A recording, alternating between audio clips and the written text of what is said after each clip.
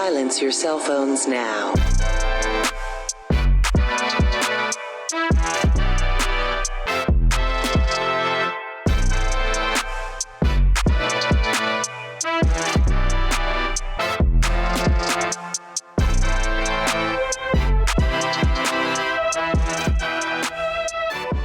Hello, and welcome back to another edition of Rent Money. Week 8 college football coming off a great weekend of college football. Texas Pete is here, Old Chisholm, running back Jones. The boys are going to be just kind of doing the usual. If you don't know by now, then you don't know by now. Today's ad is Johnny Walker. Wow. Looking for a beer that embodies the essence of adventure? Meet Johnny Walker Whiskey, where every sip tells a story, from the bold, smoky notes of the Black Label, the smooth elegance of the Gold Label Reserve. There's a Johnny Walker for every moment. Picture this: a cozy gathering with friends, laughter filling the air, and the perfect drink in hand. With Johnny Walker, you're not just sipping whiskey, you're savoring life's best moments. So whether you're celebrating a milestone or just unwinding after a long day, let Johnny Walker be your companion on the journey. Raise your glass and walk on. Discover the world of Johnny Walker today. Please drink responsibly. You know, I was at a wedding this week, and I know Old Chisholm and Texas Pete were as well. They only had the nicest whiskeys, the best whiskeys, and of course that included Johnny Walker, which is always my choice of whiskey when I'm looking for a good adventure or just basking, in the love of two friends. Drink Johnny Walker. Huge endorsement. Got my Johnny Walker polo on. Kind enough, Johnny Walker family. We appreciate you, and we try to honor your name in today's episode.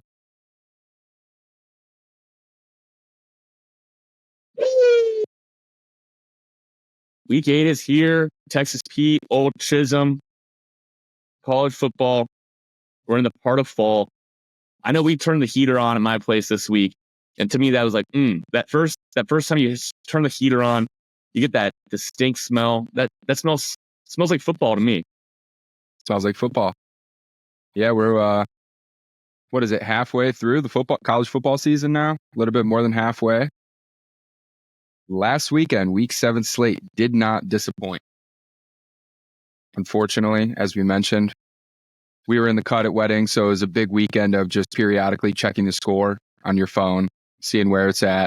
You give updates to the table. You're kind of the hero of the table. Be like, yo, Texas just scored. And then they're like, no. What's the score? What's the score? So a lot of those conversations going around, at least at my wedding. How about yourself, running back Jones? Let's say halfway through the year, college football, easy go-to conversation starter at a wedding with anybody. I'd say the biggest water cooler guy of the college football season has probably been Ashton Jeanty. A lot of people talking about this young man up at Boise State and how big of a beast he is. They haven't seen anything like it. And he seems like he's slowly propelling himself to the top if he wasn't there already of the Heisman conversation.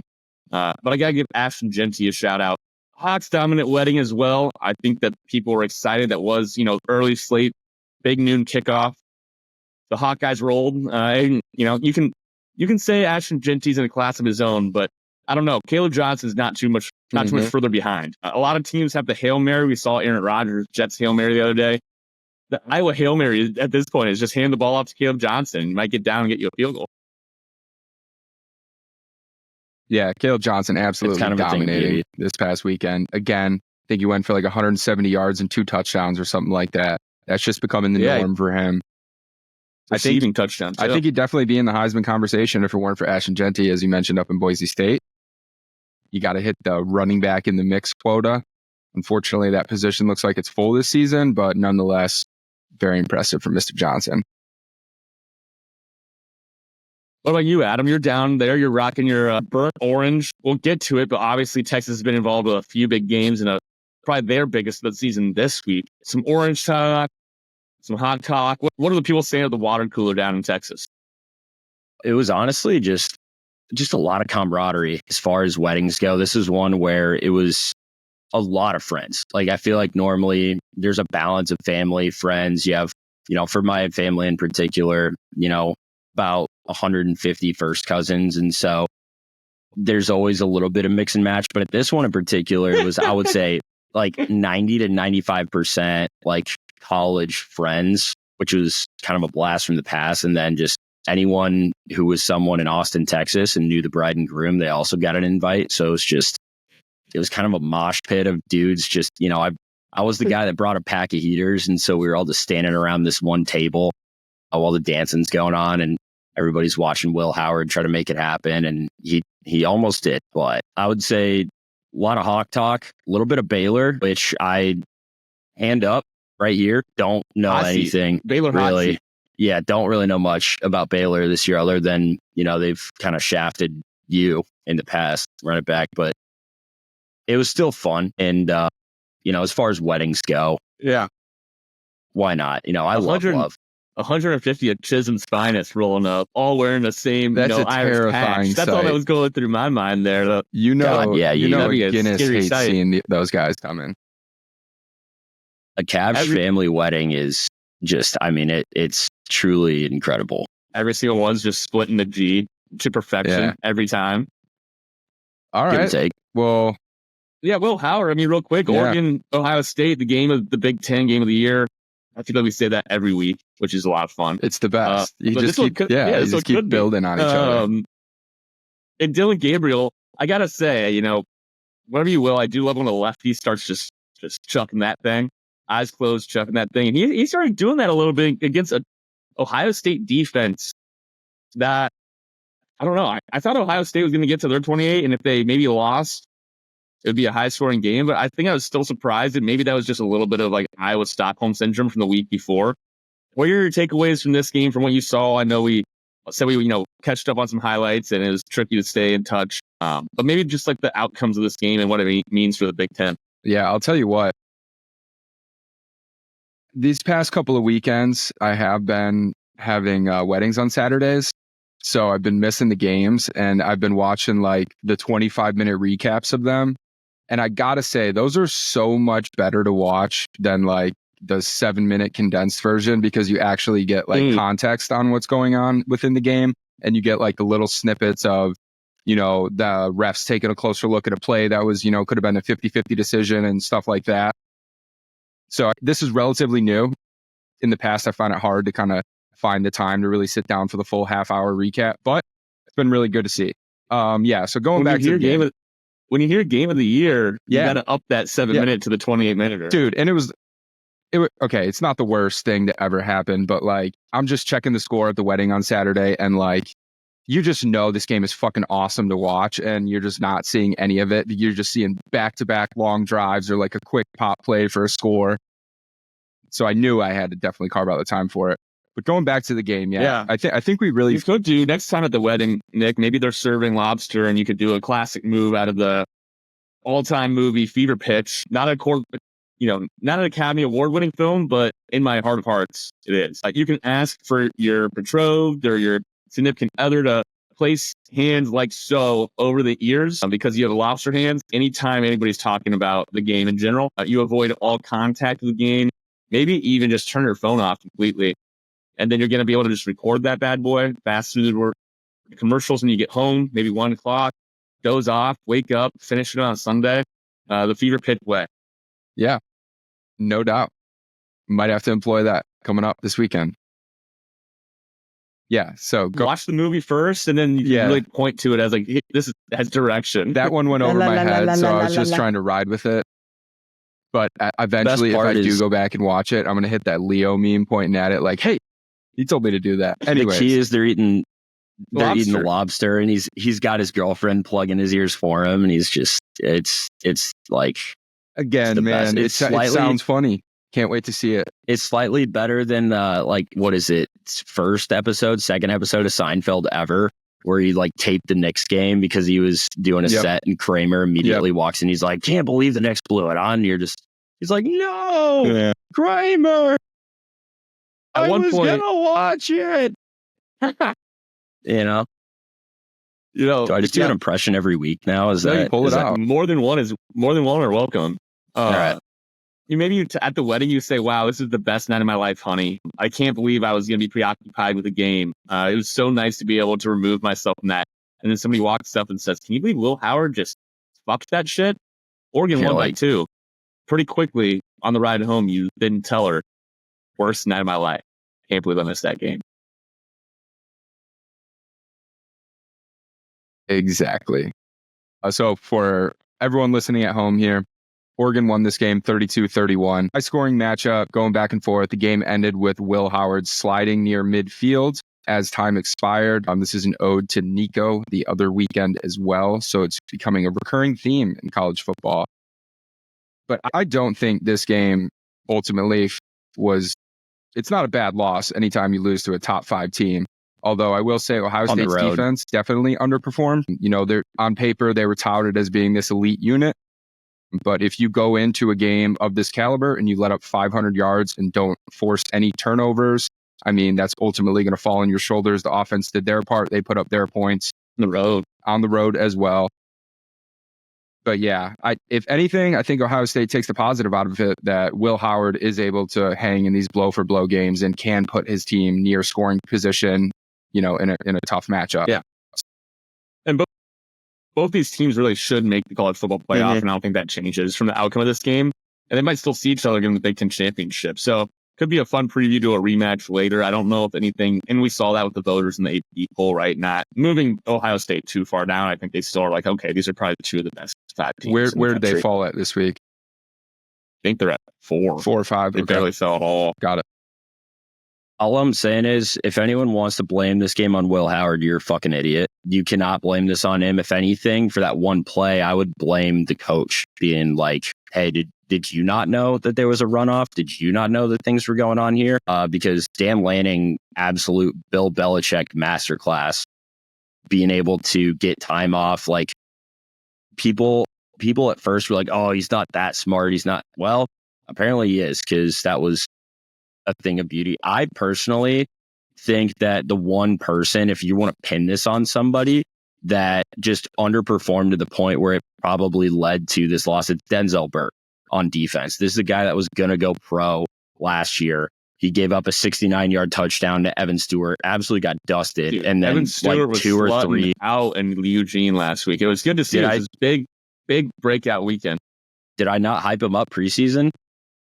100%. Was trying to tell the boys, but then also 2 or 3 plays later, Evan Stewart kind of, I don't think he mossed him necessarily, but he did go up and get a ball for a 10-yard touchdown as well. So Denzel Burke is definitely, he could have been the X factor to get a win for this team.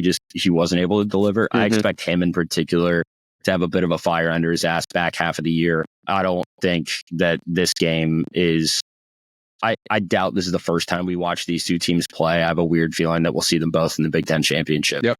Agreed. It's crazy that the Oregon's top 2 receivers, Tez Johnson and Evan Stewart from this game, are some of my favorite receiver builds lately. They're 6 feet tall, 160, 165, kind of the Ryan Williams build almost. It's how are these guys just so dominant? I guess football's just changed a little bit, and Devonta Smith's a great example. This felt a little bit more like just such a modern football game here with the big matchup going over, up and down, explosive plays, coaches willing to take risks. I think Oregon deserved to win this game, and they got kind of screwed on the first possession with that interception call that didn't go their way. Some poor special teams play, going for the ball, going for some 4th downs that didn't convert, and they just came out in the second half.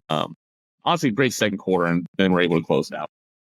Yeah, just unfortunate watching Ohio State continue to lack the ways to win these games under Ryan Day. They can beat the shit out of anybody, but when it comes to these games in particular, they just cannot figure out how to close out a game and win a football game. And I really do think it comes down to not as much, the shit that he was screaming at Lou Holtz about last year of the grit and the toughness and the physicality, but to an extent, that goes beyond just your guys on the offensive line and the front 7 on defense. You really do need your secondary in particular to have kind of that, fool me once mentality and get back into it. And I feel like they just kind of were in their own heads on the secondary, at least for a lot of the second half of that game. So hopefully the coaching can get that sorted out.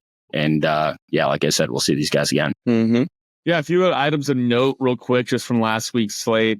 Arizona State taking a big step to 5-1, moving into 2-1 in the Big 12 contention. On the flip side of that, Utah Cam Rising officially out for the year, Dude. with the opportunity to redshirt and pursue an 8th year of college. Texas Heat, what would an 8th year look like for you in college? I don't know. I was talking to my friend earlier this week. It's like the jump between being 21 years old to like 26 years old is like so large, where I'm at the point now where I go out in public and I see, you know, these early 20s people, and I'm like, holy shit, I can't relate to them whatsoever. So like, how does that factor into his locker room here?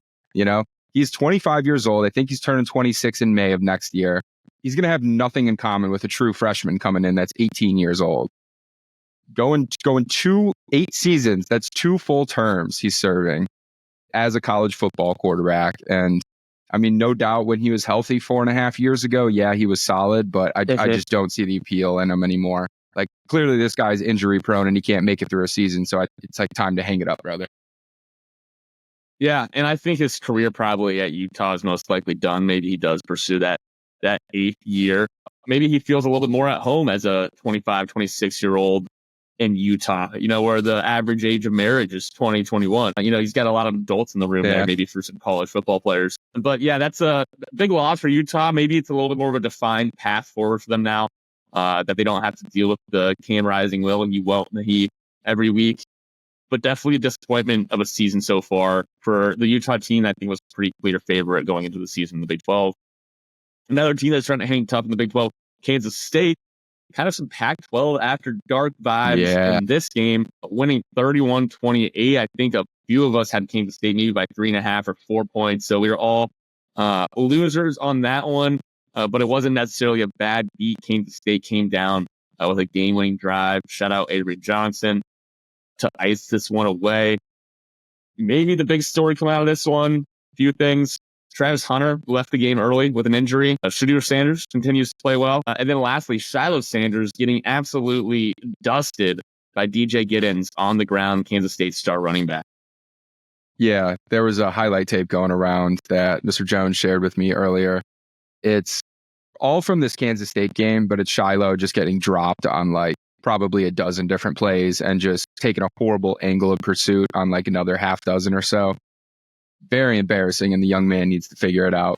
But this was a great game to fall asleep on your couch too. Like, this is all you could ask. You'd be like dozing in and out of sleep, and then you'd hear the crowd roar from like a big play, and you'd look up and you'd stay awake for another couple of minutes, and then you'd pass back out.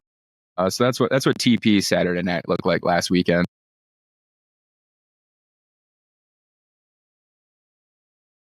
I'm not gonna lie, Jealous of that. It was solid. Haven't done it in a while. That Kansas State win coincided with me seeing somebody hit double.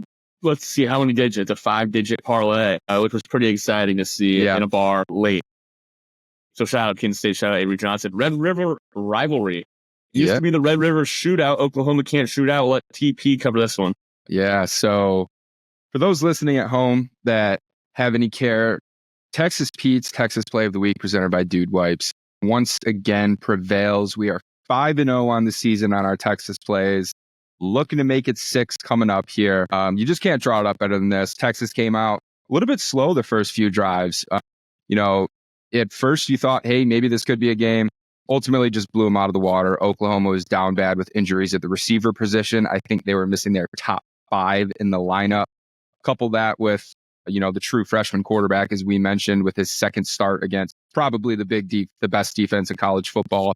Not exactly a recipe for success.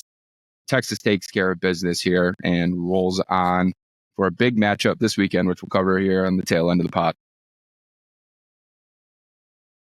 Chisholm, you got the Longhorn Orange on any thoughts real quick, or just good to see a good win, another big win? Yeah, man, it was kind of to TP's point, was watching the start of that game before the wedding actually kicked off and was just like, this is so slow. I turned the game off on my phone when it was 3-0 Oklahoma. I opened my phone back up after the ceremony and it's 21-3. So this is a team that, to TP's credit, right? And not credit, but to TP's point that he just made. Texas's defense is heavily, and I'll give you the credit. Texas defense is heavily underrated. Anthony Hill Jr. is only a true sophomore. I'll talk about him every chance I get. I believe Andrew Makuba, the safety. I think he's a transfer in from Georgia, if I'm not mistaken. Maybe he's been there longer, or I'm thinking of somebody else. But he's an absolute fucking stud. Malik Muhammad as well. Like their secondary and linebacking core make up for the losses that they had, on the interior line between Devondre Sweat, who was the other one? It was Byron Murphy, I believe. Like they're churning out kids on the defensive side of the ball, and their offense when they get going, I don't know if there's many other teams in the country that can keep up. Georgia, however, would be one of them. So I'm excited to talk about some of the games on this slate. Yeah, absolutely. All right, last games. And has any comments? Just give me the look or jump in. But Penn State come behind win out in Los Angeles. Moved to 6-0. USC falls to 1-3 in Big Ten play. The newcomer teams, Oregon's faring well, but outside of that, I feel like the newcomers have been struggling a little bit. Georgia won. Bama in an ugly game. We'll talk about them against Tennessee later. Tennessee also won against Florida in an ugly game. The last major game, I'd say, of ranked opponents. LSU wins 29-26 against Ole Miss. Fun game, back and forth. I feel like these two teams are the Spider-Man meme of kind of pointing at each other a little bit. I don't see a lot of differences between them besides the fact that LSU was playing a night game at home as underdogs. Yep. That's why you bet on them there. Iowa State and BYU moved to 6-0, furthering the Big 12's chance of getting two teams in. That's kind of Purdue, Illinois. I mean, we've been fade Purdue train, but Purdue made a close game, went to OT with an Illinois team that has a fun game this week against Michigan. Yeah. All right. Any other thoughts from the previous week's slate, or we can kind of continue to let this thing roll? Just to touch on that Penn State game. I don't know if anyone saw this, but Penn State had a tight end, and I'm trying to grab his name real quick. Tyler Warren. Number 44. Number 44 with a neck roll. 17 for 20 on catches, 224 yards and a touchdown. Not only that, but he got snaps at like 4 other positions, including running back and quarterback. And he snapped it on a play as well. So this guy's just a football guy through and through. Carried Penn State to victory. Penn State's Taysom Hill. I was going to say two things. One, that's like if Taysom Hill wasn't a fucking boner. Like Taysom Hill, beast. No, is he? Come on. You don't like a guy quarterback? Is he? Plays tight end in the NFL and he's a gunner? No, I don't. When one of his other positions is quarterback. Quarterback and tight end? It is so much cooler to snap the ball as a center on a play and score a touchdown as a receiver on the exact same play. That is a football guy. Okay, much I'm not more saying than this guy's not being sick, a tight end. Quarterback, gunner. He went to BYU. He went to BYU, Jack. He went to Penn State. We're gonna say that guys that went to BYU are cool. I'm not. Other than Jimmer, I can't think of one. That might be a bridge. Yeah, there you go. Jimmer's a cool guy. I don't know. All right, Adam, if you're gonna be so anti-BYU, I'm anti-Mormon. You've known this about me. This is not. I follow the way, the truth, the life that is Jesus Christ. A guy named Joe Smith. This is common knowledge. You can fact check me. Go to my Wikipedia page. It is very, very public information. However, I do respect the faithfulness that might go into that. We respect all religions here. I would like to, but some of them get a little kooky. Westboro Baptist Church being one of them. Looking at you. No doubt. State of Kentucky. Speaking of kooky, well, we got two or three of rent money that we just know all religions. Just very spiritual in that sense. Texas Pete, what are you gonna say is kooky? The Wednesday reading of the week. Depends. The Wednesday reading of the week is pretty kooky, and we were maybe gonna save this for later, but might as well just let it rip now because it does come with a lot of importance. And I'm being 100% serious. Your only goal these next 3 years is to not die. We're about to enter the greatest age in human history. AGI, going to Mars, reverse aging. Humanoid robots, self-driving cars. I'll pause. You guys with me? I'm with you. Yeah, you can go for it. Let it rip. We're about to enter the first golden age of our lifetime. We're about to achieve endless abundance all in the next 3 years. I am not kidding. This is the important part. De-risk everything in your life. No more hard drugs, no more skydiving, no more speeding. So if you're doing all three of those things, time to cut it back. There's a decent chance in the next 3 years we figure out how to reverse aging and nobody dies anymore. It might sound crazy and illogical, but this is the worst time in history for you to die. Stay inside, order all of your groceries, learn to use AI, build products, and lock the fuck in. We're all about to make it. People in the replies saying they don't want to live forever. Okay, boomer. While you and your friends are croaking, me and my boys will be living with unlimited abundance, zipping around the galaxy, while our robots are mining asteroids. Life is goated. If you disagree, please unfollow. So, you, the listener, I ask yourself, Old Chisholm, Texas Pete, are you going to unfollow, or will you be following that mantra?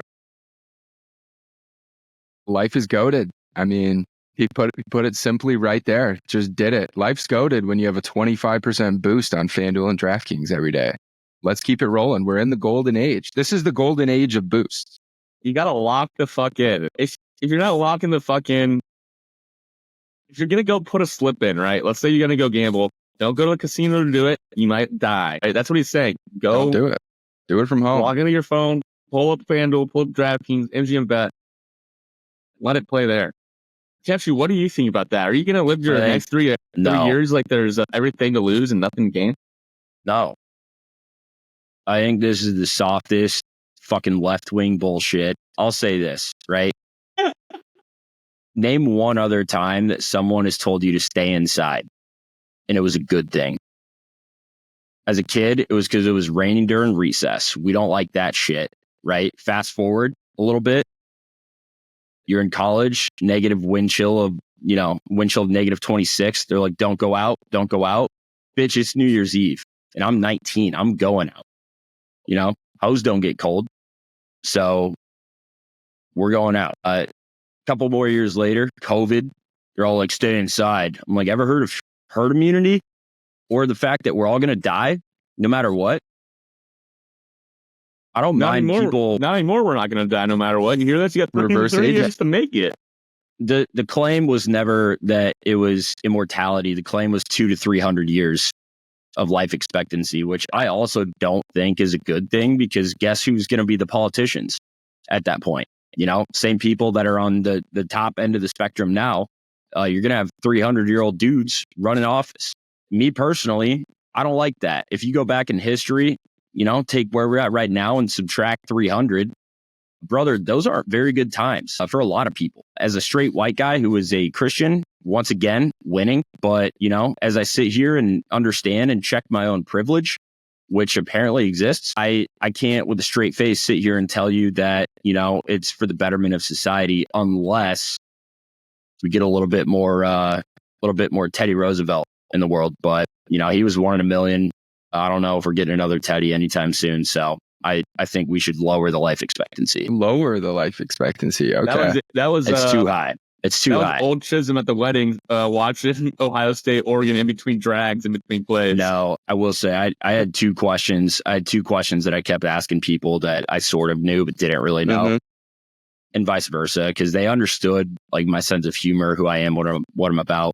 First one, what are your thoughts on circumcision? You with it? You for it? You against it? Second one, of course, being, are you pro-life or pro-choice?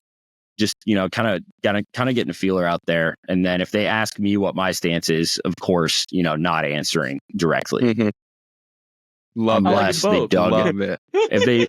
If they dug deep enough, though, I would kind of go out and play both sides by saying, I would play both sides by saying I think, abortion should be mandatory and at random. And, no matter which side of the aisle you're on, you're going to be upset with that answer. I love that strategy out of you. I think it is hilarious to ask them, these personal questions. And then when they reciprocate and ask you, be like, I think that's overstepping. I think that's inappropriate. I don't think you should ask me that.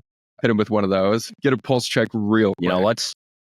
We're at a wedding, right? Like, let's be respectful of each other's boundaries. But before I do, were you pro-Iraq invasion, or, like you got to have multiple, conversations that if someone's going to answer it, that they're going to be fun to talk to. Like, hey, you don't happen to have a favorite dictator, do you? Like those are the types of questions where you really get a feel for, when it's 1 a.m. and you're at the bar, who can you go to? Who do you avoid? It's very, very simple. Right on. Well, I, for one, do want to live forever. If you see me outside in the next 3 years, no, you didn't. That's no, right. you did not. All right. What do you say we kick off week 8 slate? But before we do, just to recap where we're all at on the season. Your boy Texas Pete, not a good week for him. He went 2-4. He's 16-22-1 year to date. Couple close ones in there, though. Missed it by a point or two. Nonetheless, it's a loss in the loss column. Texas Pete's expending all of his energy on the Texas Play of the Week. Texas It's Play just of the all he Week can is focus dialed. on. Don't forget it. Don't forget that one. That's 5-0. Looking to make it 6-0 here soon. So stay tuned and make sure to listen because this is Listen the fuck up. going over to Chisholm. Looks like he went 5-6 last week. That brings him to 39-45-2 on the season. And then we have our lead dog, Mr. Run It Back Jones, went 5-2 last week to bring him up to 24-19-2 on the season. Go ahead, Mr. Jones, take a victory lap. How you feeling after another successful week for you? You got a wide lead on the group. We're building What's your cushion. secret? We're building cushion, and we're doing it brick by brick. It hasn't been one crazy week. And it's just been 3-2 here, 4-2 there, getting it done. Nothing too bad. I will say I was 1.5 points away from a perfect 7-0 last week. Was close, no cigar, took 2 L's. But yeah, great week of play. I think my strategies have been starting to come through. And it's team totals. Big fan of these team totals in the big game. If you're on the fence about taking a spread, but you think it could be a high scoring game or this team's going to win if they score the Ohio State, for example, 20.5 points. Go with the team total. The other one, definitely fading these fresh to conference road teams. So if you're new to the conference and you're traveling a weird distance and going on the road, fading that. And then the last thing is playing up on the bad teams, whether it's Purdue or Wake Forest, Clemson, and who was it the weekend before? Wisconsin, even. Just teams that are looking to beat up. Notre Dame's been doing it lately when you can catch them on the right week. It seems to be every other. But all that said, it's been going well. Hope it continues to go well. I do have to give credit where credit's due to Old Chisholm with the volume of plays coming out of the kid over there. I think he's doubled up on Texas Pete and myself. That's what we call him, the muscle. He's the muscle. If there's a game on your TV, just know there's a Chisholm out there somewhere with a play on it. Take that home. Welcome to the show. Stash welcome to the show. Some guys are quality. I was built for utility and performance, not for luxury. I was made very aware of that as a child. Guys, I just want you to know I gotta eat a whole bowl of cookies here. They're just unbelievable. You go cookies. for it. Fresh. I'll say this too: if we can keep this to a tight hour, Can we I'll do be it? proud of us. And also because I got to go get Sage from the airport. If I'm late to that, I don't really want it. Don't worry, Yeah, baby. We'll pick help you up me. from the airport. All right. What do you say we kick it off? Monster slate coming at us. Do you guys want to start on Thursday or do we want to touch on the heavy hitters this weekend? I could do a quick run through on Thursday. All right. Thursday's not- game. not a Boston lot. College Not a lot to talk at about. Virginia Tech. Virginia Tech is favored How much do 7.5 you care about points. Thursday Night Football? Old Chisholm's willing to leave his lady at the airport. Talk about some Thursday Night Football, baby. Yeah, let's have some fun. Virginia Tech, for those of you who don't know, Kyron Drones, if you didn't get a taste of what that guy's about against Miami, you should know he's been training with some of the best quarterbacks in all of college football, off and on, more consistently, though, within the past year or so. And he pretty much sets pace when it comes to Virginia Tech football. If he's having a good game, so is Virginia Tech. He is the type of guy that allows for the coaching staff to kind of forget how good he is, because at the start of the season, they really didn't throw the ball nearly enough. He was only ripping like 21 pass attempts, I thought I saw, against Marshall. So I think the coaching staff has kind of figured out like, oh, this is how we, have to play to win games, but then also Drones' legs might be even more of a weapon. When you look at the speed on this guy, he's just a fucking athlete through and through. And his last 4 games, running back, his last 4 games, he's rushed for 271 yards on 33 scrambles, which is about 8.2 yards a rush. That's typically going to get the job done. And Boston College may be particularly ripe for a quarterback of his nature to run wild a little bit. The Eagles have been forcing quarterbacks into scrambles at a rate better than 2/3 of the ACC. That's your sabermetric stat of the day. But they do also gain expected points value at a bottom third rate. Those two things paired together, less than ideal. So Boston College is going to be able to give you pressure, but not containment. And I think that's a recipe for disaster going up against a Kyron Drones-led Virginia Tech. Give me the Hokies on Thursday night, -7.5. Suck one. I'm hearing Drones ladder. Thursday night. Ladder challenge. I think everybody thinks he's going to play the NFL game. Boom. Drones for rushing yards. Ladder. Ladder that bad boy up. Just like the Obama administration, we are ladder betting drone strikes all game. And ground strikes too. Yeah. Air, sea, doesn't matter. It's the Obama collab with Paul Revere. We're giving it to him. All right. Awesome. Love that little Thursday night action piece we got going on. There's a real stinker in the NFL. Why not turn on BC at Virginia Tech? Switch it up a little bit. Bring us over to Friday's slate. Got a handful of games there. Oregon at Purdue. Oregon is 27.5 point favorites. Over under is set at 61 here. Purdue last week going toe to toe with a ranked opponent in Illinois, taking it to overtime. It was like 50-49 or something along those lines. And obviously Oregon with a very impressive win at home against Ohio State. I don't have any plays on this game. I'm just tempted to kind of lay it down with Oregon, but I feel like I don't know their backup unit too well. So if this goes into the second half and, you know, they're sitting at a comfortable 3-score lead, I could see them not extending it, especially with Purdue kind of maybe finding something last weekend. What do you guys think? Yeah, I mean, they had a new offensive coordinator last week at Purdue, and obviously it paid major dividends as they threw for over 300 yards, had 2 guys that ran for over 100 and put up 49 points against an Illinois team that I would say is quality defensive football team, usually week in, week out. So maybe I need to change my opinion on Purdue, but at the same time, we've seen them be pretty susceptible to the nasty blowout. Could have been a little bit of a dead cat jump there, a little dead cat bounce with the new coordinator. But now that they have something on tape, I'm sure it'll be a little bit easier for this Oregon team to key in. It is a bit of a letdown spot. I'm staying away in terms of betting it, but I am excited to see the number 2 team in the nation playing on a Friday night. I think this one is as simple as no team is as good or as bad as their most recent game. Did Oregon win last week? Yes. Was it a good game by them? No. They look kind of sloppy in certain aspects compared to how we're used to seeing Oregon look. I think a lot of that is, well, I mean, you need to have a high standard if you're, a top 5 team in the country. Am I wrong? I mean, I guess, but did you see how happy Dan Lanning was after that game? Yeah, I think he was pretty satisfied with his team's performance.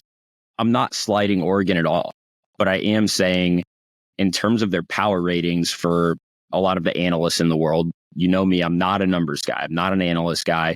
I do like to incorporate that from a cognitive bias standpoint. However, when it comes to my heart and my stomach. So knowing last week, like Oregon, like this line should not be within 4 scores. That's my ultimate point that I'm making here. The fact that you have Purdue essentially with the same line that they had against Illinois, and it was a crazy comeback in which they were down like 3.5 scores at one point. So you think we're able to come back and make something happen? I think it's an over exaggeration. I think this line is a little bit inflated in favor of Purdue being a home team and whatnot. And I do, to your point, TP, because this is Oregon's second Big Ten game, right? after last week, they're going to want to make a statement in the conference. What better way to do that than beating the living dog shit out of the worst team in the conference at home? I feel like this is kind of a Dan Lanning, like, don't take your foot off the gas game. And so I feel pretty good throwing Oregon minus 27.5 on the. My concern is, has anyone on that Oregon roster ever stepped foot in Indiana? They could be out of their element a little bit. That's all. Traveling east on a Friday night. Short week. Letdown spot. They got Illinois, Michigan back-to-back weeks. But I don't disagree either, old Chisholm. I could also see Thursday night game, bloodbath. Different story. Thursday night's different story. However, think of it on the flip side. This is a Purdue team that also had to battle 4 quarters last week. And so, I don't think there's, there's definitely a slight advantage for Purdue not having to travel. But at the same time, it's still Purdue, and they have not looked good this year. If I land anywhere, Adam, I'm not going to be chasing that dragon with Purdue. I feel undefeated new team on Friday night, number 13, BYU playing Oklahoma State. Oklahoma State has been underperforming. BYU outperforming expectations, and their defense has just been nasty. I'm not on this game. Either of you guys got any big thoughts, but I am excited that it's another Friday night game. I think we have a pretty good slate for the Friday night games. We're looking for wonky and weird, and 2 undefeated teams could lead to a big fun upset. Mm-hmm. No, I don't have any action on it. Just looking forward to watching them, like you mentioned there. Yeah, they're out at 9.5. They're out at Lavelle Stadium. I do want to call out Lavelle Stadium for you trivia nerds at home. Largest stadium in the Big 12. BYU takes that crown out at Lavelle Edwards Stadium up in the mountains. What's the capacity? Cool. I text Pete. What's the capacity? Like 64. Okay. Got it. All right. Yeah, well, let's not lead into anything to get too excited about. So let's lead into Saturday's slate. We got an early game before we get into the big primetime ones at the later slates. But another undefeated team nonetheless, and a team that has a top Heisman contender as well as their conference championship hopeful. That's Miami visiting Louisville. Louisville is 5-point dogs at home. Over-unders at 61.5 here. Miami coming off 2 scares lately against unranked opponents, I believe. I think this might be a get-right game for him. I think Cam Ward wants to keep his name in that Heisman conversation. I like that fact that this spread is under a touchdown. I'd play it up to like 6, maybe 6.5, but I'm gonna be riding with Miami here. Going to be laying the points. Miami on the road -5. Riding on this one as well. I think this is they're not a bad team, Louisville. They're not on the same level as Miami. I mean, if Notre Dame can cover a touchdown against this team, Miami is much more dangerous offensively. If their defense can, just show up, force a couple of field goals where it would be touchdowns, I think this is, a double-digit victory for Miami. But we'll see if the defense plays. How do you feel about playing the Miami over 33.5 team total? I feel like if they're going to score over 33.5 in my head and win, and there's a larger margin of error for them to score over 33.5 and lose and not cover. Like, if they're going to cover, they're probably going to score 33.5 points. Yeah, I like it. Just another. I honestly like. Yeah, you go. I was just going to say, just a point to touch on. The Miami's road to the ACC championship game pretty much ends here at Louisville. Not to look ahead or anything, but the most challenging team they have on their schedule remaining is either Georgia Tech or Syracuse. So I feel like that team is going to be dialed in, have this game circled, and going to be ready to perform and hopefully be able to walk their way in conference championship weekend. That's a great call out. But yeah, that's all I had on this game. Fun matchup on the noon slate as well. Let's go over to the Big Ten. Let's go over to the heartland of the country. That's right. We have 2 programs here. One of old glory, one of looking to create their glory in college football. That is Nebraska visiting the undefeated Indiana Hoosiers. Indiana's 6.5-point favorites. Over under is at 50.5. Does Coach Cignetti have what it takes to keep his team undefeated? with visiting Nebraska quarterback Dylan Raiola looking to say otherwise. What do you guys think about this game? Play on this Love one, it. but I probably it's will. not. Talk me into it. It's not. Yeah, I was going to say it's not a spread play. I think this is a classic Big Ten football game, Okay. which you have two teams that are able to play against pretty much anyone in the conference. Pretty much, not everyone, but a lot of it being because their defense has allowed them to. If you look at Nebraska, they've allowed just 4.4 yards per play, and mainly their strength is against the run. Their running defense is 6 yards per attempt, which doesn't seem great, but in the modern day college football era, that's beyond phenomenal. And they haven't really played the toughest schedule. They've faced tougher competition in Indiana. I think that's fair to say, but they were able to hold Colorado to 10 points. And I mean, Colorado's a top 10 offense in the country when it comes to throwing the ball at the very least. They only had 260 total yards of offense. And I'm not saying Nebraska is a team that will be able to go and shut out a team like Indiana that probably has more momentum going for them than anyone in the country right now, just because of their history and their inability to do exactly this. Anything on the football past, field. but Yeah. literally anything. Yeah. But thankfully for us with the Hoosiers, they also have, an above average, typical Big Ten gritty defense, giving them at least a chance at ripping out a home victory. And this is more of us looking at two Big Ten defenses, but Indiana's defense is out. They've been able to hold opponents to less than 15 points per game as well. So I feel like this is going to be one of those like 17, 14, 20 to 13 type of games where it really does just start slow and you kind of have to just wait for one offense to wear down a defense and maybe pull away towards the end. But yeah, give me the under of 50.5 on this one. Nice. I can't really trust Indiana minus 6.5 or feel good about Nebraska plus 6.5. I think is it at 7 anywhere? I know it was earlier in the week. I'm taking Nebraska spread on this one. I don't hate it. Indiana, they really haven't played anybody. Florida International, Western Illinois, UCLA, Charlotte, Maryland, Northwestern, not really world beaters. What Cignetti's doing at Indiana has been great. They look really good. Cignetti's been a proven winner. Curtis Rourke, the quarterback's in year 6, so it makes sense they'd be able to come in and execute the game plan. But this Nebraska defense is solid. As Cap has given us the statistics, they're a very solid defense. Raiola, the hype built a lot at the beginning of the year.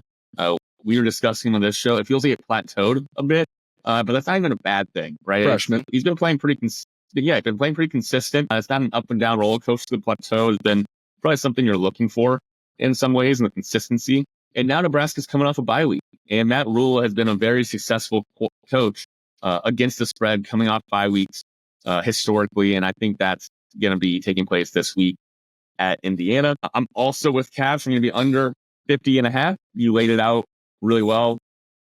I see more scenarios where this game goes under than over. And then I'm also going to go ahead. This won't be on my card, but this could be a fun one for a good 6-point tease on both the under and then Nebraska as well, keeping it relatively close. It's going to probably be a tease game for me as well. So I'm all over this Nebraska-Indiana game. I think it should be a fun one. Pretty rough, good football. So,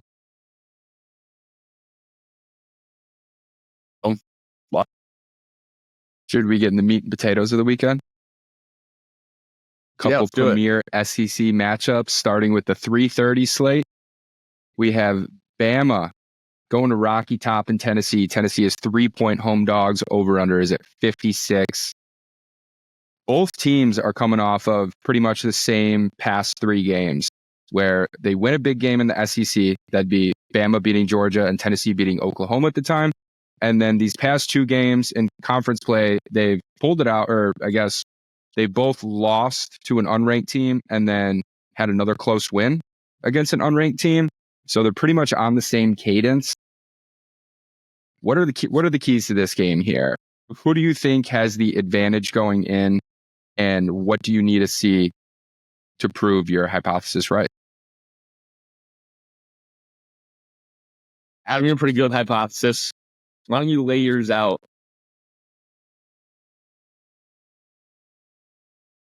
here's where I'm at with this game is I think there is a significant advantage to being Alabama and having a loss already on your record versus a Tennessee team that hasn't lost yet. I feel like that mentally changes a lot where you're like, fuck it. We can kind of go all out. You're playing to win. You're not playing to not lose. Tennessee lost to Arkansas a couple weeks ago. So they both have a nasty both have a nasty unranked loss. Not Tennessee's isn't quite as bad as Vandy. Vandy getting the job done again last week against Kentucky. I will say maybe, over the course of the season, the Vandy loss actually does look better than an Arkansas one, but I feel like those are two fairly equal teams now that I'm kind of sitting back and looking at it. Wow, totally fucking forgot. Yeah, no. Tennessee lost Who would have thought that the first year in DeBoer's tenure, he is looking at Vandy to improve over the season to make a Vandy loss look better? Like, if you told a regular Alabama fan that would be the case, you'd pretty much say just fire him right now and move on to the next one. Not a lot of regular fans. They got a lot of super fans that are already barking up a wall. Teams, they're the top 10. They're looking fine. It's just very funny to see the personality differences between a DeBoer-like and a Saban-like. So, it's going to take a little bit of adjustment to, when you're a super fan for Alabama, the head coach of Alabama football is kind of like your second wife. And now you got a new wife. And, there's going to be a little bit of changes in your lifestyle and the way you talk to each other and your expectations on the week to week. But you know what? Maybe after some time, you can look at it and say, hey, this isn't too bad either. It's just a little different. We were talking in our production meeting before taping, and Run It Back Jones mentioned this is a loser leaves town game. And I definitely tend to agree with him here. You're looking at both these teams who have SEC title game aspirations, but if you get that second loss, you got a real strong conference with Georgia having one loss, obviously squaring up with Texas later on. But do you see a path forward for either one of these teams if they lose this game to still find themselves in a conference championship? Or is this truly a loser leaves town game? I think it starts to get pretty tricky once one of these teams loses. I wouldn't say it's mathematically impossible, but I would say you're definitely not in control of your own destiny by any means anymore. You're going to need some help along the way. It's only been 2 years now since Texas had that, what we would say, game of the year. Or not Texas, Tennessee had that game of the year of hosting Alabama. Josh Heupel's big win, probably one of the coolest scenes of college football that year, with the smoke settling up above Rocky Top as they lit their cigars. I would love to see that happen again. With that still fresh in my memory, I know this Tennessee team has been struggling, but this Alabama team hasn't been lights out either. So I am tending to lean at times on the home underdog here with 3 points. As good as Milroe is, I do feel like it's tough. He's playing in a really hard schedule, week in, week out. Watched the highlights last week. He's getting hit pretty hard. He's one of the best quarterbacks in college football. Nico, on the other hand, he looks like he's a little lost up there. We haven't seen anything to really convince me that this Tennessee offense is who we thought they were the first 3 weeks when they were just beating up on no-show teams.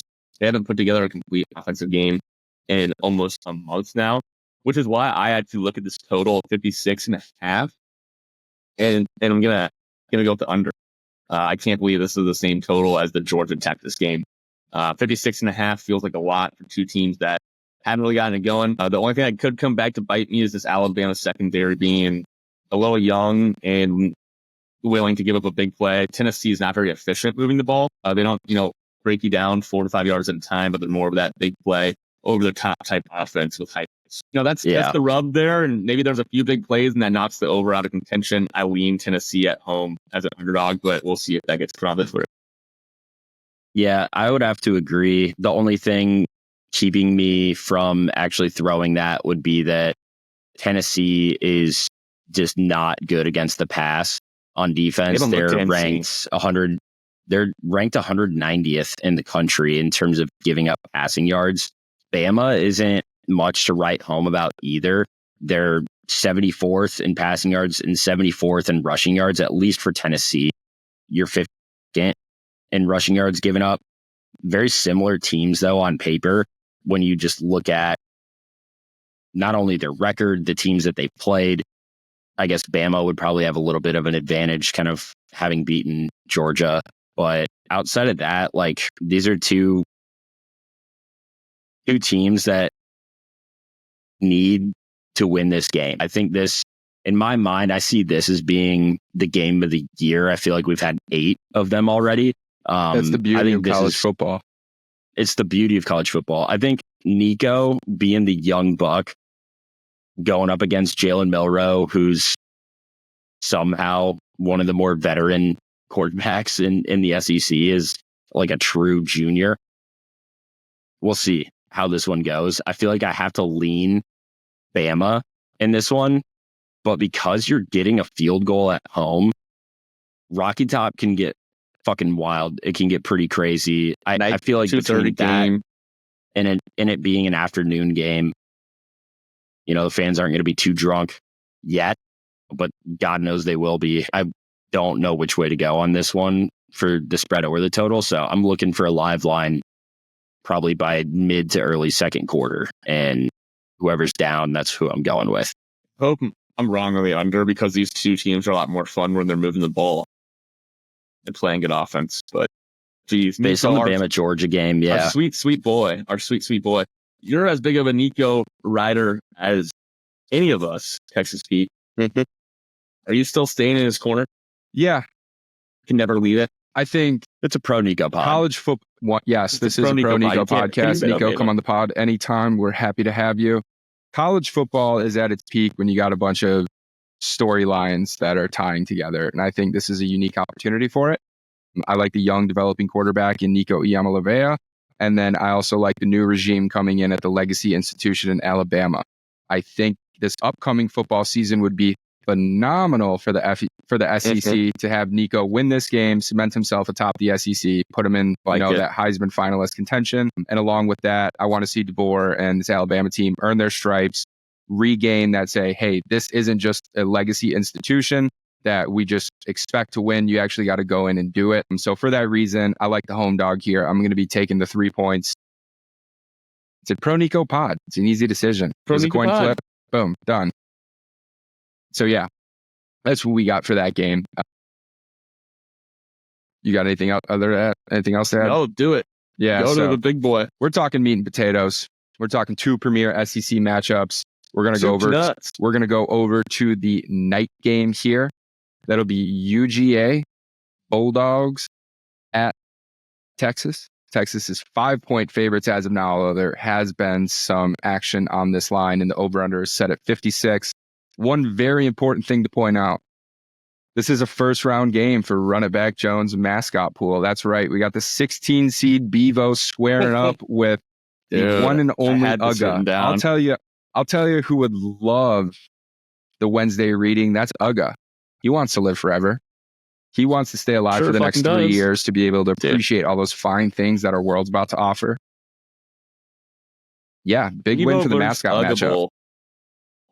Holy shit. I know people have been clamoring for this matchup, clamoring for it.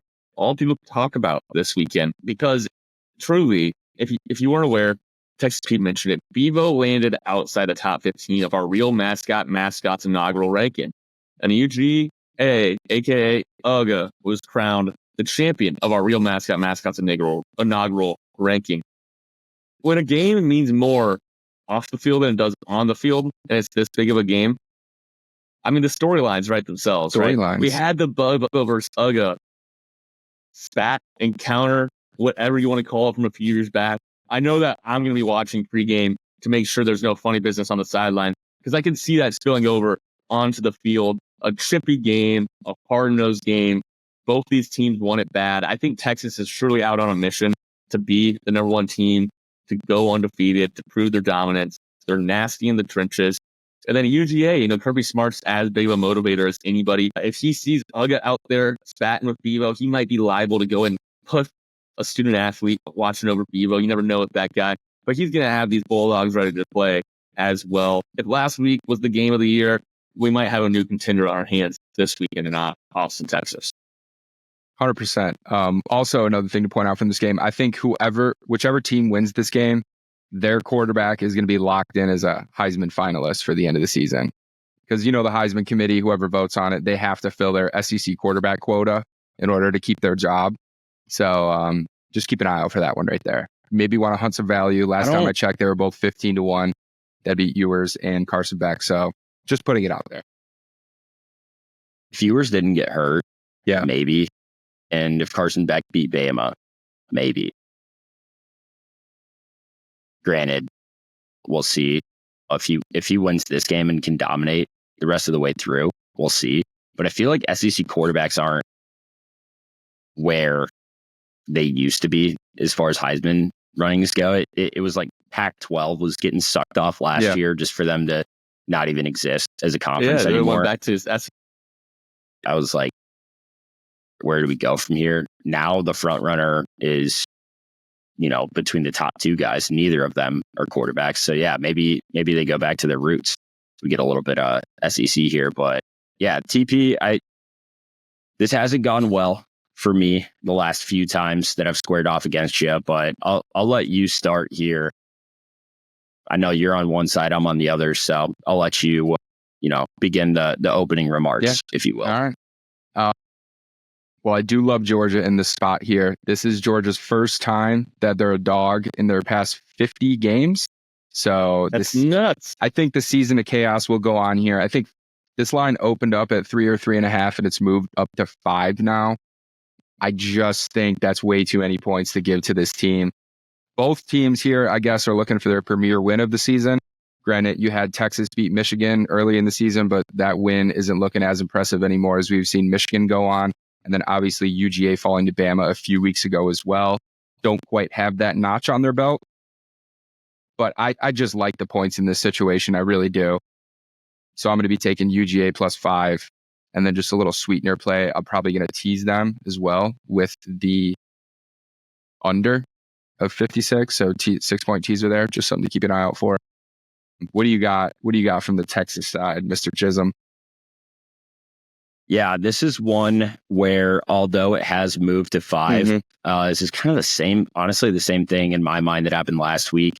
14.5 is the spread against Oklahoma night before. It moves to 17 at closing time. And everybody's like, oh, shit, what are we going to do? I ended up, I was a few beers deep in the heart of, Longhorn country and ended up throwing it and felt pretty good about it, when they pulled away second half. But I think because of the balance that you're seeing on this team in particular for Texas, the fact that Texas is, granted, not the highest level of competition over their past 6 games, but they've allowed 6.4 points per game over their last 6.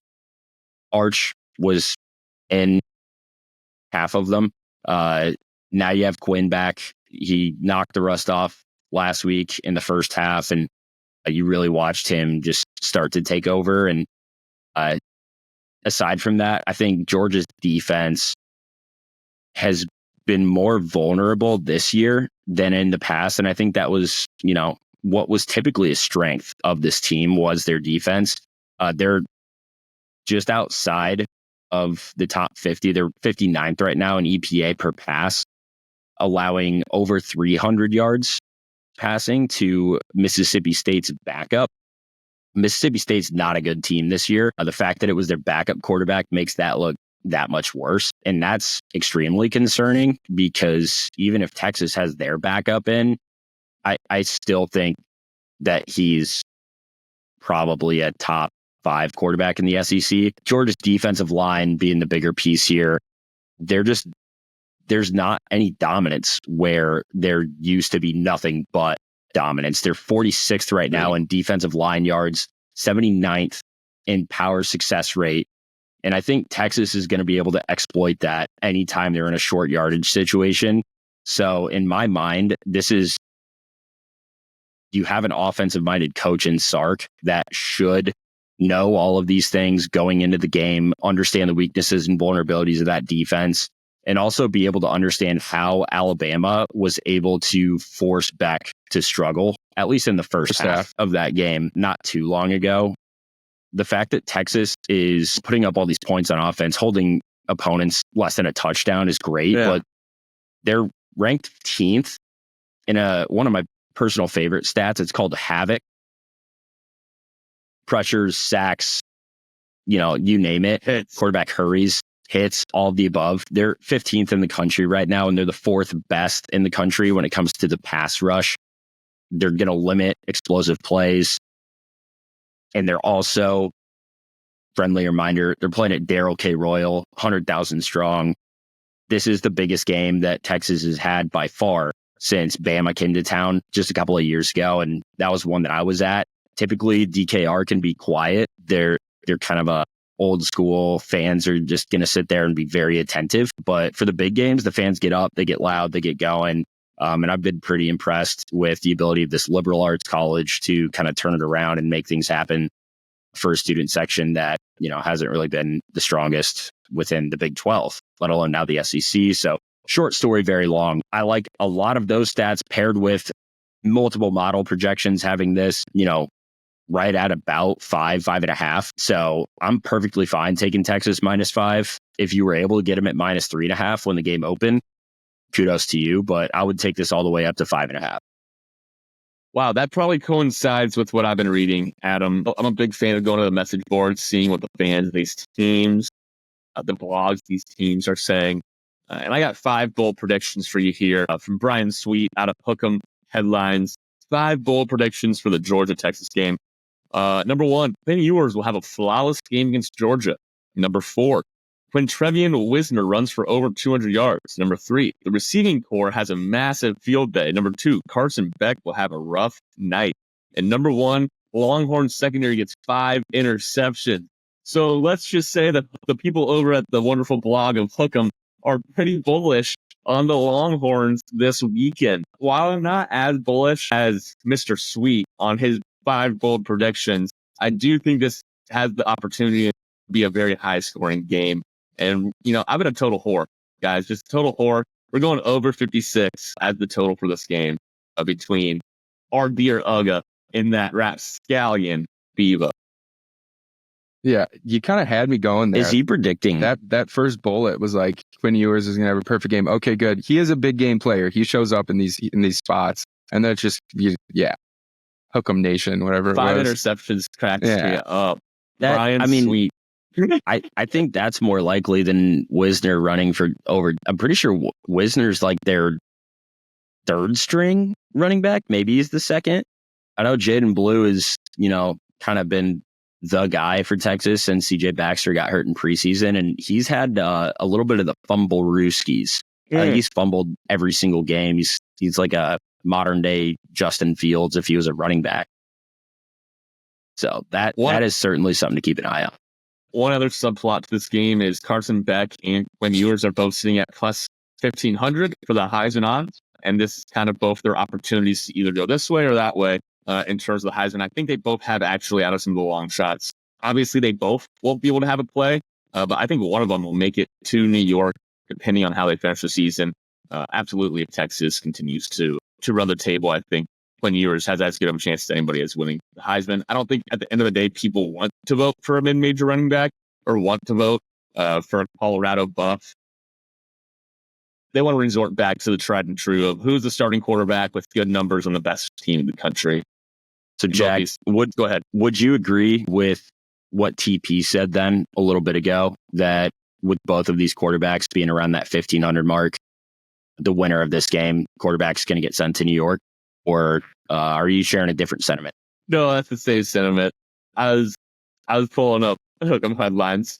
I know. You're a busy guy. I just wanted to make sure that the listeners knew TP and running back Jones both in agreement on this one, and therefore Old Chisholm is as well.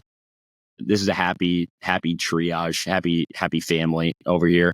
Back we're gonna keep it going. Cut and edit this fucker. Yeah. All right. What are you gonna do? All right. Should we just rip through the rest of these here? I mean, I got my play of the week. I think I have a couple others as well, but I don't really need to talk too much about them because they're not the most fun games in the world. TP, what else you got on the slate? All right. Well, I got a fun one for you here. This is a lock of the week as well. We got a ranked matchup. Granted, it's all in the 20s here, but Michigan visiting Illinois. Illinois is 3.5-point home dogs, over-unders at 43.5. I can't fucking believe they're giving out free money this weekend. Illinois quarterback Luke Altmaier has played very well this season. It's no surprise. He's thrown for over 1,400 yards, 14 touchdowns, and he's taken care of the ball, only throwing one pick. The same can't be said for whatever the fuck's going on in Michigan's quarterback room. They're on their third starting quarterback now after benching Orgy in the second quarter of last week's game, or I guess 2 weeks ago. How many quarterbacks can you bench? I don't know. Like it's clearly just not working for them now. So Michigan is starting. They're taking Alex Titty Party Orgy over to Turtle Island. Yeah. Huh? Jack Tuttle, baby. Turtle Island. That's exactly right. Jack Tuttle, seventh-year quarterback from Michigan here. Listen, he's been around the game for 7 years, and having the extra week coming off a bye isn't going to do him any favors. I really like Illinois in this spot. They're just an all-around better team. I think Michigan clearly fell against Washington 2 weeks ago before they went on bye. I like I like Illinois plus 3.5, Illinois money line, and might as well make it a Chili's triple dipper. Give me under 43.5 as well. It's the first time since I think week 2 this season. So let's break it out. Let's have some fun with this game here. Have to ride on a triple dipper. I'm always game, but also love the triple dipper. I know you're going to call out Illinois plus 3.5 the bye week. I was going to say we could talk about the bye week for this Michigan quarterback all day, but from the sounds of it, he's had 6.5 years of bye weeks leading up to this point. If it hadn't made a difference before, I don't see it making a difference now. I feel pretty good about riding with TP. If I'm not mistaken, I think Tuttle lost the quarterback job to JJ McCarthy like 4 years ago. So just to put that in perspective. After losing it to Cade McNamara. Pretty much. Well, to Cade's credit, when he had an ACL, he looked pretty good. I kind of fucked that up, but Jack Tuttle Island coining that if he does make an unreal Spike Albrecht-esque Michigan man run as the 7th-year senior. I do want to call out Drew Altmaier, who is throwing for 240 yards a game, has taken care of the ball really well. I'm joking. I know Texas beat hit on that. He's having a great season, and I'm also riding the line that plus 3.5. And it's gonna be loud there. It's gonna be loud at Memorial Stadium. This is the biggest home game they've had in a long time as well. Yeah, Illinois and Indiana, two former basketball schools, now starting to see success on the football field is kind of cool. I'm not gonna lie, it's fun to watch. Speaking of which, is there any more common name for a stadium than Memorial? No, probably not. No.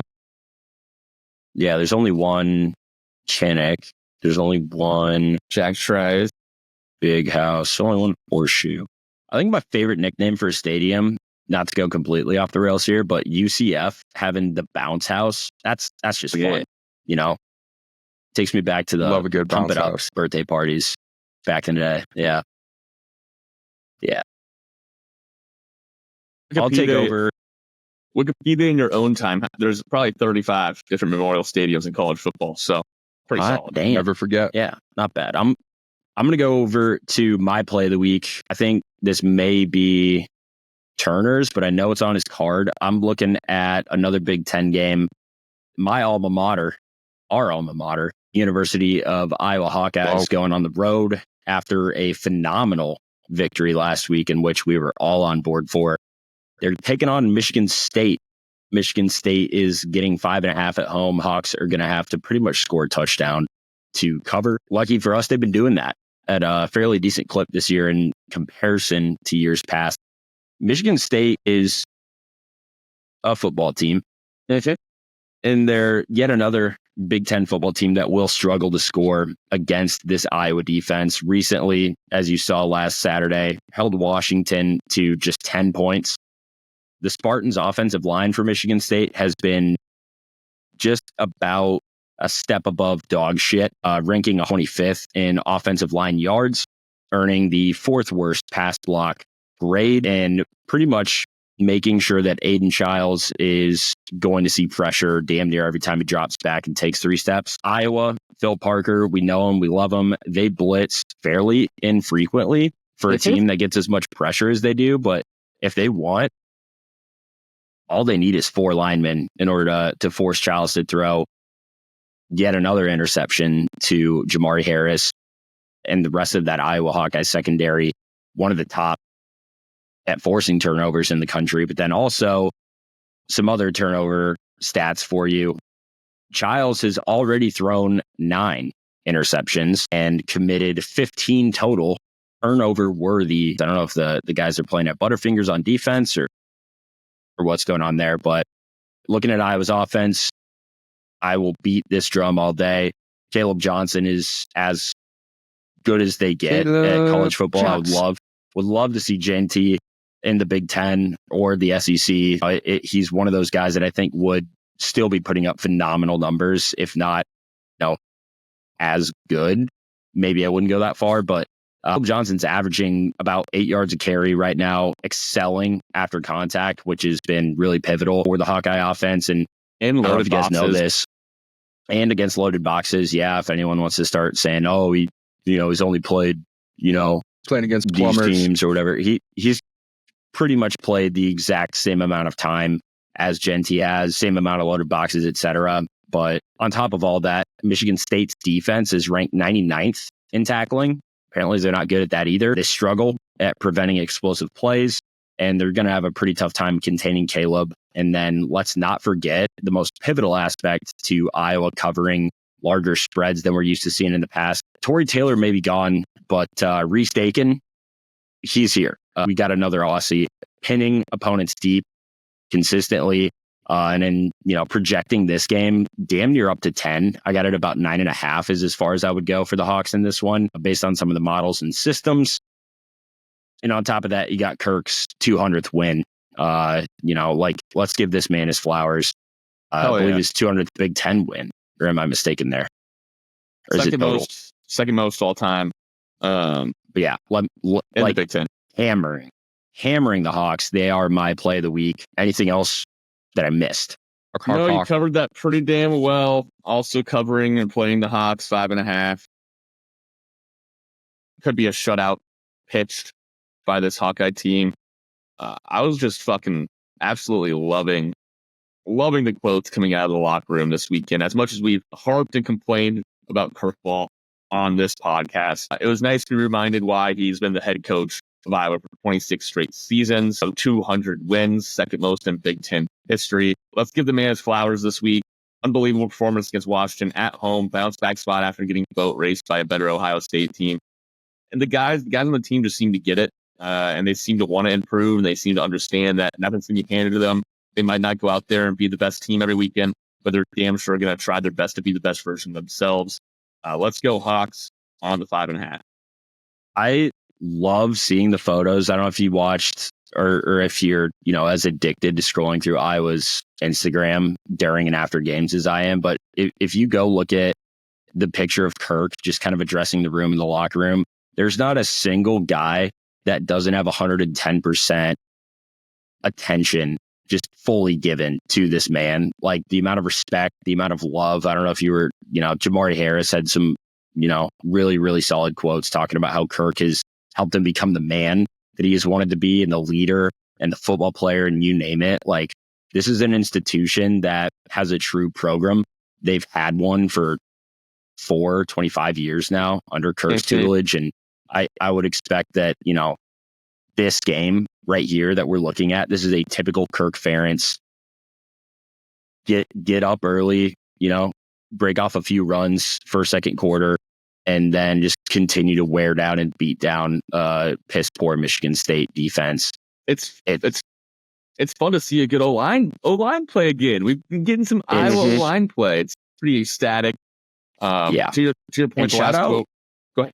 I was gonna say shout out to the clones too. Iowa State looks fucking phenomenal week in, week out. They're wearing the state of Iowa flag with pride, and that's something as an Iowan born and raised, I love to see. I'm not throwing on them this week because at 13.5 against UCF at home, I'm not really sure how to feel about them yet. But just the state of Iowa is on the up and up in pretty much every single sport that you could give a shit about, which is cool to see. Well, that was my last play of the week. I'm sure you guys maybe have one or two or any other games you guys want to hit on. Yeah, I don't have a play on it, but just to highlight it, we have the stinky doo-doo trap line of the week alert. LSU at Arkansas. LSU, 2.5-point favorites on the road against unranked Arkansas. I'm staying away from this. I learned my lesson and took my medicine earlier this season when I took that shitty Michigan team against Washington. So we're staying away, but for anyone Same that's weekend as the stepping A&M. into the bear trap, best of luck to you. Good luck. Go get them. Yeah, I got two more plays. I'll zoom through these a lot faster in the last couple. Notre Dame and Georgia Tech are facing off this week. Neutral site game, big recruiting game for the Irish. Georgia Tech quarterback Haynes King.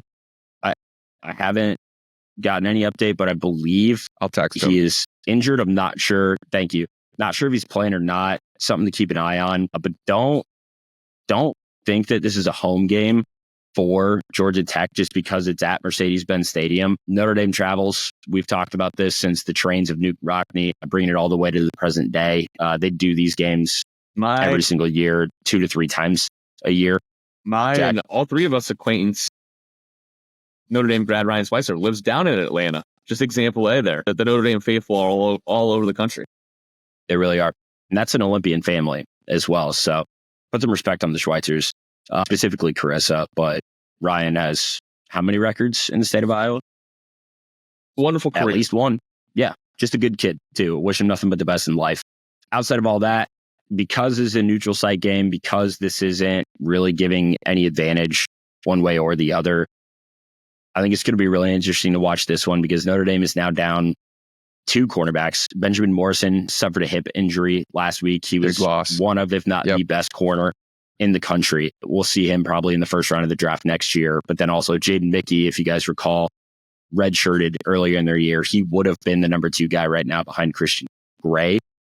I believe Christian's a true sophomore stepping up. So expect Carson Hobbs, Leonard Moore, some of those guys that are younger to step up and make some plays in the secondary. I think this will be a great game to get them going, whether Haynes King is healthy or not. I expect the Irish to be able to shut down a Georgia Tech offense with or without King, like I'm saying, and robbing pretty much anybody who is, a local fan that is in the stands. And I just don't see them ever really having too much to cheer about in this one. We watched this game pretty much several times over the course of the year now. I'm comfortable taking this minus 11.5 for Notre Dame. But if you were lucky enough to get it at 8.5, power to you.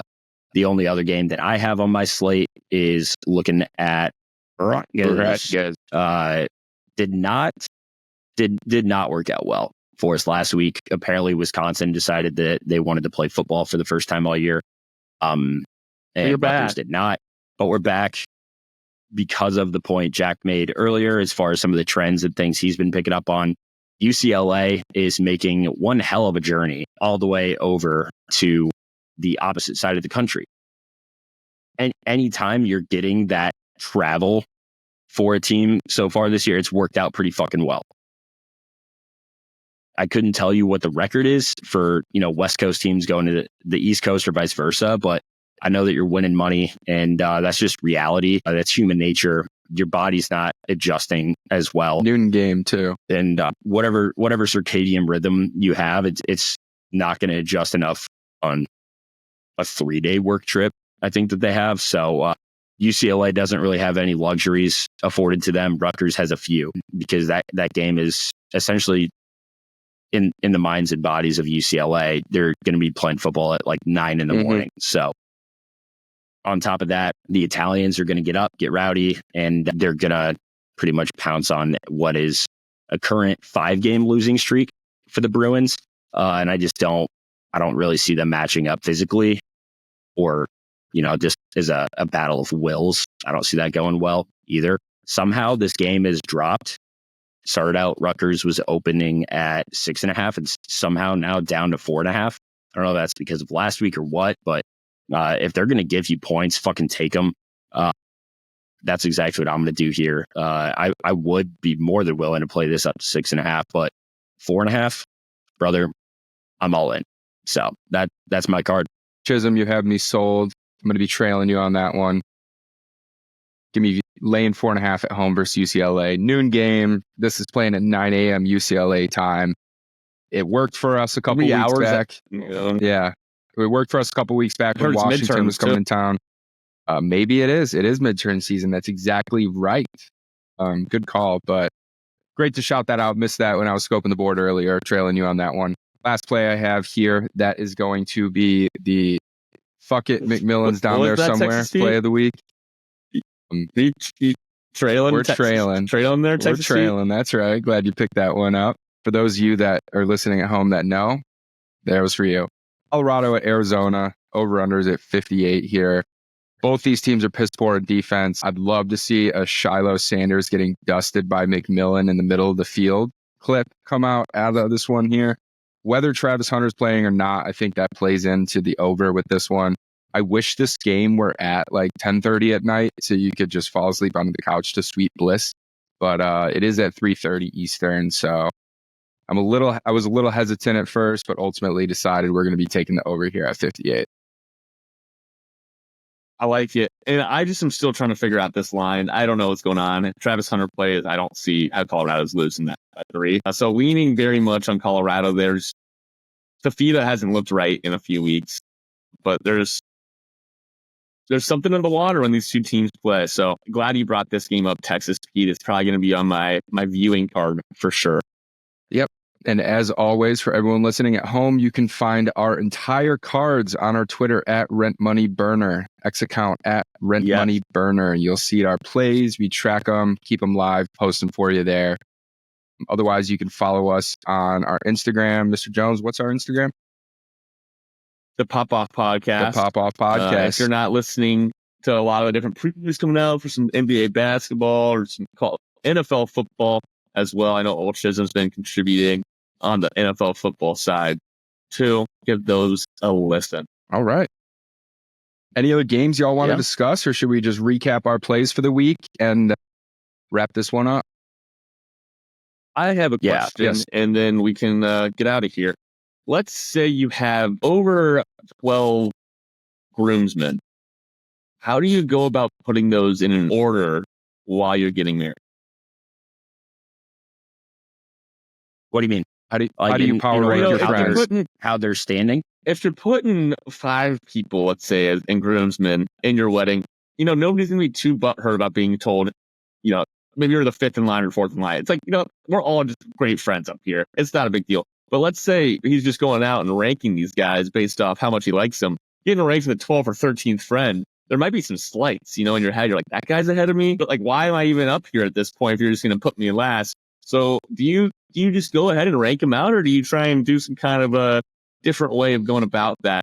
Or do you just refrain from that kind of situation altogether? I'll tell you what, I would outsource it, and I would employ the College Football Playoff Committee to go ahead and do these rankings for me. They obviously have a formula here that's able to stir it up. So yeah, I would defer to the Shadow Committee on this one. It was out of my hands. I think I'm going to look at it from, when you're doing like the golf pool where the tiers. you have tiered tiers. I think I'm making tiers internally and randomizing outside of that. So that way it's like, hey, I love you all. I've had more quality time with others than some. If anyone's mad that, my brother is going to be standing closer to me than, a guy that I met freshman year of college, so be it. But also, I do want to say a lot of talk will go toward groomsmen. Not enough love will ever be given to an usher, specifically an usher that does his job. He's there to guide people to the seats. He's chatting up the old ladies, but then also one that actually shows up at the end so that there's not that weird moment of chaos where everyone's like, do we all just leave at the same time? Like, you want to have some sort of orderly fashion walking out of there. Did not get that treatment last weekend and was a little befuddled. I was like, do I leave? Do I sit here? Do I wait? It ended up being just, kind of pandemonium, but I was able to get out first and actually first name in the guest book, Yeah. Congrats. Love you both. That's a memory they'll share forever. Sounds like Astro World over there. I do like the idea of the tiers there. I know the stadium seating guy, old Chisholm. Maybe you could just stadium seat them up based off those tiers. I'll tell you what's a fun activity. But then Go ahead. who's Texas higher, State. who's lower? You know what you should do? That's for you to This decide. is for the listener at It's your home. wedding. Whenever your buddy, he's having a good time, you guys are out at the bars watching some college football, hitting some bets, go ahead and ask him to power rank his friends. See if he responds. That's been a classic for years. It's just a classic. So, most of the times you say, nah, man, I'm not going to do that. I love you guys all. You're my boys. But the rare occasion, we have a couple mutual friends that have actually fell into this trap and actually did power rank their friends in a group chat. So it's an interesting response and it lives on for many, many years to come. So just keep that in the back pocket. Think about it next time. That's a good one, especially for the wedding too. That goes right after you ask them about their opinion on abortion. Old Chisholm hits them with, all right, well, why don't you go ahead and rank your friends? Power rank too. your friends for me, brother. Yeah. Oh, Well, man. There you awesome. go. Hey, I had a lot of fun today. This has been a wonderful time just catching up, talking some college football, talking a little wedding talk after a big weekend for the boys. I can go ahead and maybe start with my card real quick, and then I'll pass the baton to you fellas. We got Nebraska +7 at Indiana. We got Bama at Tennessee under 56. Michigan at Illinois 3.5. The Bevo Ugga Bowl. Woo! Ugga is traveling to Bevo Land. I'm taking the over of 56 in that game. I got Iowa -5.5 at Michigan State. I got a lean on, who do I have a lean on? I got a lean on Colorado. And that's pretty much the only one I might add to the card as far as I can. All right. Yeah, so simple over here as well. I got Miami -5.5 at Louisville, or -5 at Louisville. I got Bama at Tennessee. I'm taking Tennessee +3 at home. We got the Chili's triple dipper of the week. Michigan at Illinois. I'm taking Illinois +3.5 money line and under 43.5.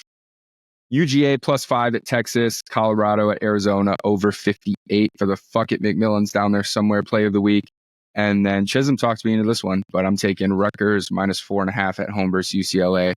I looked at my card before we, started taping tonight, and I can't believe I'm betting against Michigan, Alabama, and Texas. Like, these are 3 national champions within our lifetime. So I thought about just scrapping it all and revisiting it again. But you know what? We're going to keep riding with it. Yeah, that's what we got. Chisholm, why don't you recap your card and then close us out here and let us know if you have any surprise presidential endorsements coming at the tail end of this episode. None this week. That was a one-time gig. Put our money where our mouth is, I guess. Maybe it's time for me to register to vote. But running through these quick, Virginia Tech -7.5 against Boston College on Thursday. Friday, we got Oregon -27.5 at Purdue. Saturday, surprise pick. Forgot to run through this one. Don't really want to because we don't need to. But aside from Virginia, aside from Virginia Tech, I'm also on Virginia +21.5 at Clemson, I believe. Nebraska at Indiana, we are on the under of 50.5. Taking Rutgers -4.5, hosting UCLA. Mm-hmm. Notre Dame has gotten up to 11.5. I'm willing to put that number next to that bet against Georgia Tech. That is Old Chisholm's Johnny Walker Find Adventure bet of the week. I didn't know that until now. Thank you, Johnny Walker. I'm glad, glad to have him on board. That's up there. I'm on the horns. Texas -5, hosting Georgia. And I'm also riding on one of TP's picks. I'm riding on Miami -5. And then Chisholm's hometown lock of the week, the Iowa Hawkeyes, taking a -5.5 at Michigan State. I believe that's going to do it for yet another phenomenal week. I got to get going to the airport, pick up the old lady. Mrs. Chisholm. Love her to Mrs. death. Chisholm. Love her to death. Welcome Mrs. home. Chisholm. You know where you love her. You know where you love her. She's hopping up on another flight tomorrow. She's a busy working woman. So before I get going, before these fellas get going, and we get some shut eye here, do us all a favor here. at Rent Money at the Pop Off Pod Network. And go ahead and make sure that you tell your bookie that we say hi. Silence your cell phones now.